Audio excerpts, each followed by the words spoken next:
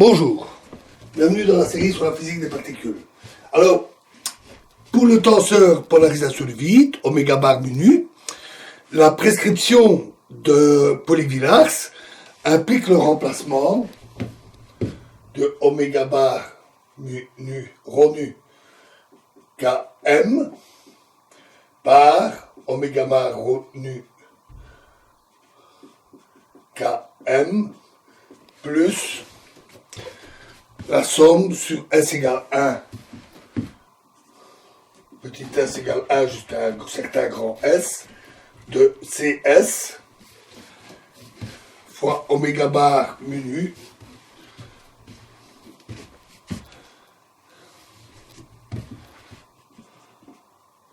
oméga bar rho nu de Km K lambda SM. Donc la même expression, mais pour des champs avec des masses différentes, plus grandes. S'il n'y avait pas la divergence, alors cette expression est bien sûr implicitement reprise dans l'intégrale de oméga bar. Alors s'il n'y avait pas la divergence, on retrouverait la valeur originale à la limite lambda S tendant vers l'infini. Les constantes CS sont choisies afin d'éliminer de telles divergences dans l'expression. Et le couplage minimal des champs supplémentaires implique que l'invariance de jauge est préservée par cette procédure. Donc la procédure de régularisation de Pauli-Villars préserve l'invariance de jauge. Alors notons collectivement, par un grand lambda, les grandes masses lambda SM. Et notons que le terme de droite, ici, appelons-le oméga bar rho nu Km grand lambda. Alors, on a donc que ce tenseur est égal à E carré, moins E carré, pardon, fois l'intégrale d 4p sur 2pi4 fois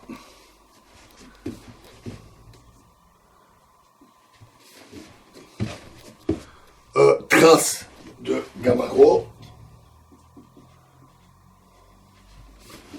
fois P slash plus M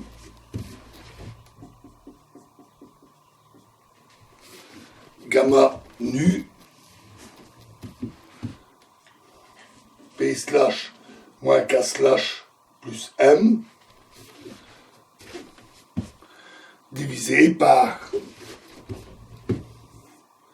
P carré moins M carré plus I epsilon et P carré moins K carré moins M carré plus I epsilon plus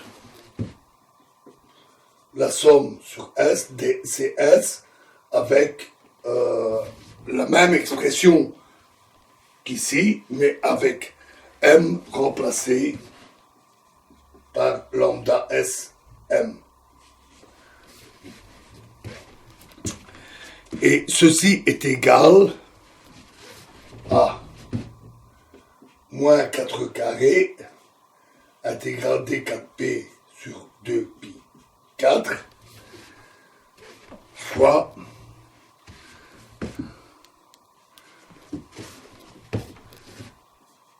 p rho p moins k nu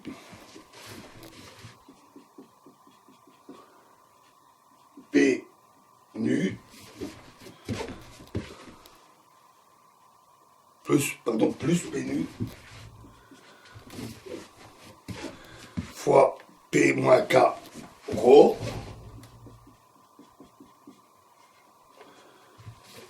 moins J rho nu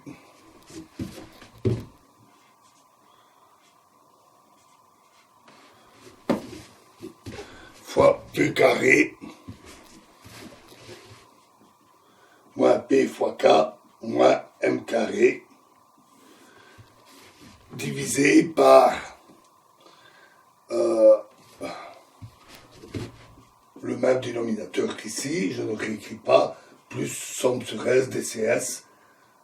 expression avec lambda SM. Alors, la fonction oméga bar rho nu est la transformée de Fourier de la fonction de Green courant-courant. Donc, à toute torque, la conservation du courant conduit donc à la condition que carreau fois oméga bar rho nu K est égal à 0. Et elle est formellement satisfaite parce que l'on a carreau fois oméga bar rho nu est égal à moins E carré intégrale des 4P sur 2P4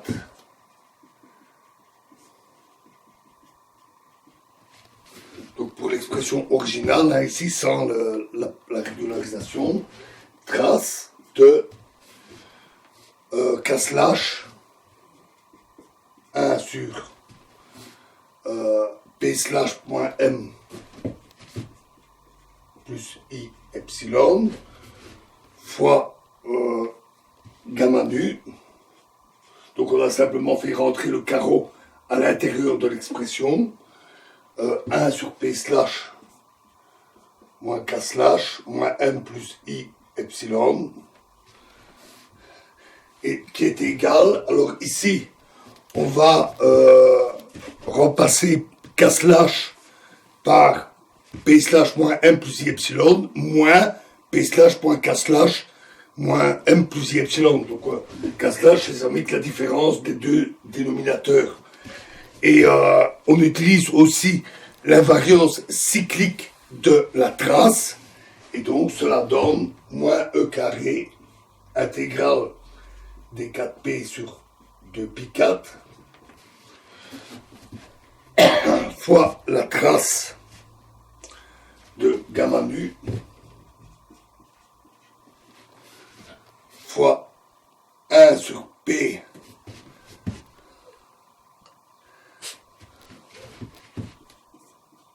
plus slash moins K slash moins plus M P slash moins K slash moins M plus I epsilon moins gamma nu fois 1 sur P slash moins M plus I epsilon.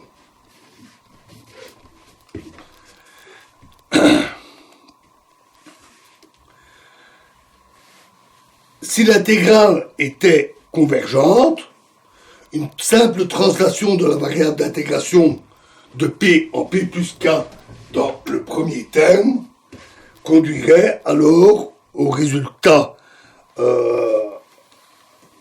attendu. Le résultat serait nul et donc la condition de conservation du courant serait satisfaite. Mais bon, sur l'oméga bar original qui est divergent, cette manipulation est sans signification. Mais par contre, la même étape est justifiée pour le tenseur régularisé, puisque lui n'a pas de divergence, ce qui montre que nous avons une régularisation qui est sensée. Alors maintenant, pour évaluer l'intégrale, celle-ci, mais l'intégrale originale de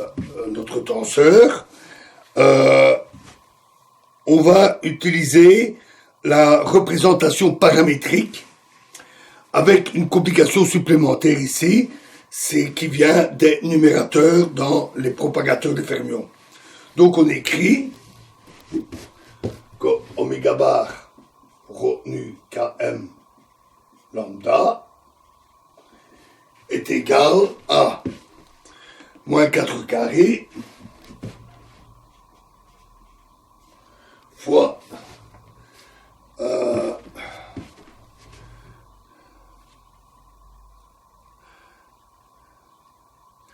D4P sur 2pi4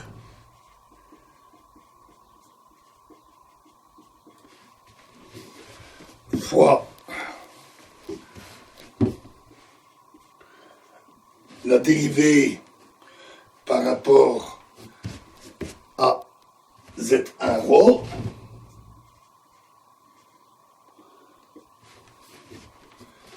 fois la dérivée par rapport à Z2 rho, Z2 nu, pardon, plus la dérivée par rapport à Z1 nu fois la dérivée par rapport à Z2 rho moins G rho nu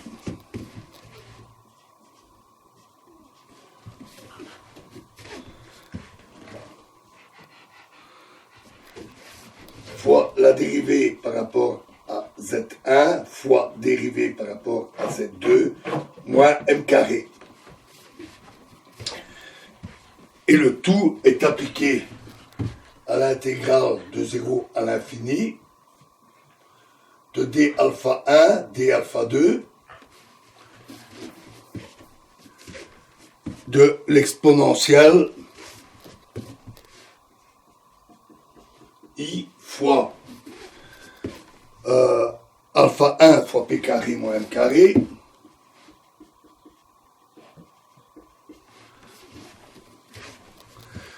plus alpha 2 fois p moins k carré, p carré moins p moins k carré moins m carré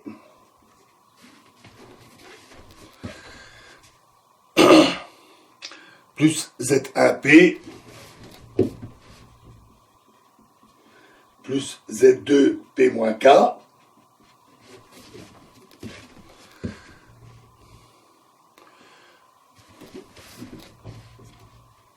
plus la somme sur S, à nouveau CS fois la même expression avec les remplacements des masses. Alors, les quadrivecteurs Z1 et Z2 ont été introduits pour générer l'intégrand ici par dérivation de l'expression. On peut maintenant intégrer sur P et en effectuant ces dérivations, on trouve alors que oméga bar est égal à I alpha sur pi intégrale de 0 à l'infini de d alpha 1, d alpha 2 sur alpha 1 plus alpha 2 carré fois euh, 2 alpha 1, alpha 2 sur alpha 1 plus alpha 2 carré, carreau canu, moins G rho nu,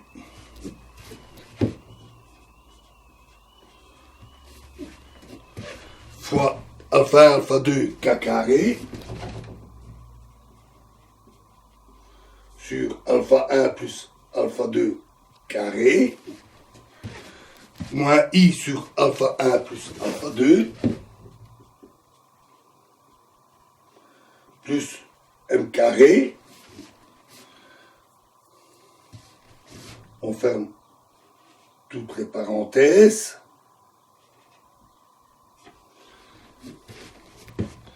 fois exponentielle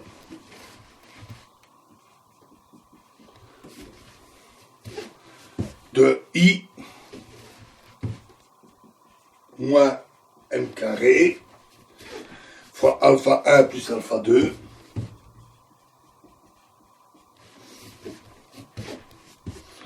plus alpha 1, alpha 2 sur alpha 1 plus alpha 2 k carré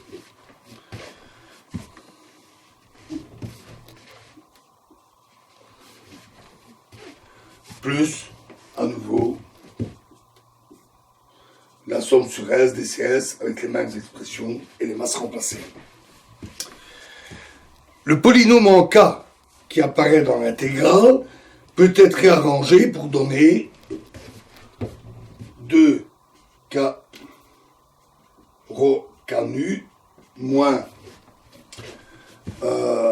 G rho nu K carré plus moins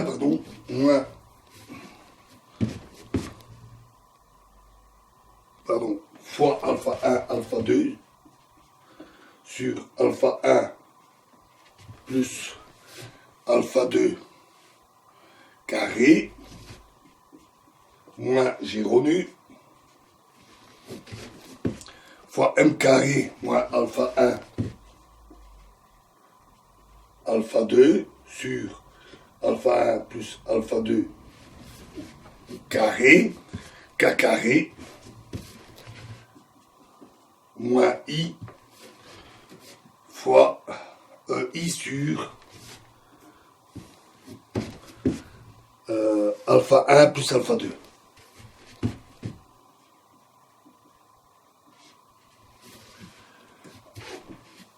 Alors, notre calcul est resté covariant de bout en bout. Mais oméga bar n'exhibe pas explicitement la conservation du courant qui nécessite qu'il soit proportionnel à la combinaison K rho K nu moins G rho nu K carré. Alors, ça va pour le premier terme, bien sûr, mais le second terme n'a pas cette forme. La contribution s'écrit G mu nu, donc ici, G rho nu, pardon, delta oméga bar, avec delta oméga bar, qui est égal à moins I alpha sur pi,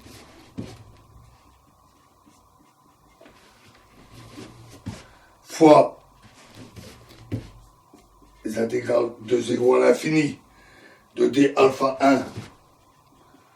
d alpha 2 sur alpha 1 plus alpha 2 carré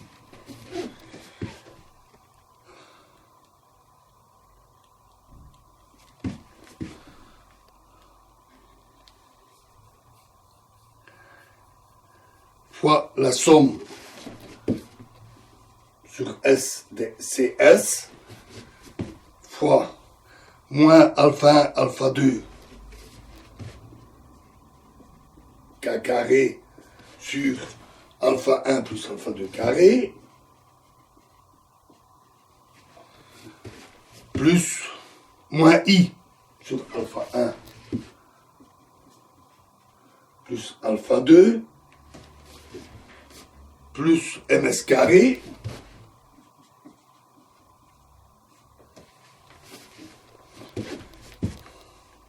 fois l'exponentielle de I fois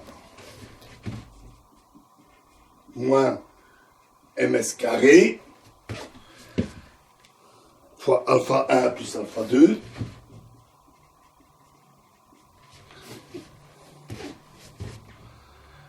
plus alpha 1 sur alpha, plus alpha 1 alpha 2 sur alpha 1 plus alpha 2 fois K carré. Où nous nous sommes arrangés pour mettre toutes les contributions, y compris celles avec les CS, sous la même forme, avec comme convention que C0 est égal à 1, M0 carré égale M carré, donc ça c'est le fermion original, et les autres sont donnés par ms carré égale lambda s m carré. Lambda s carré. Voilà, alors le but, évidemment, c'est de rendre l'expression correcte du point de vue de la conservation du courant. Donc ça va nous permettre de donner des contraintes sur les CS Et ça, c'est ce que nous verrons dans la prochaine vidéo. Je vous remercie.